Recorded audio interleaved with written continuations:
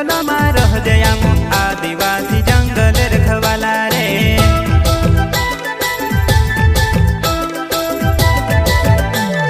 चल जंगल जमीन काज पूजे रे आदिवासी दुनिया ने रखवाला रे।